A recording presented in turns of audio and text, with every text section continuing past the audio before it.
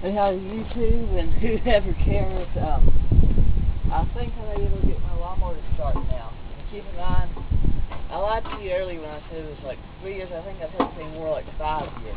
It hasn't been running 3 years or whatever. Well, anyhow, my point is it hasn't been running in a very, very, very long time. Been setting that with a spark plug. I kind of cleaned it up, cleaned the carburetor up. I'm going to see what it does now.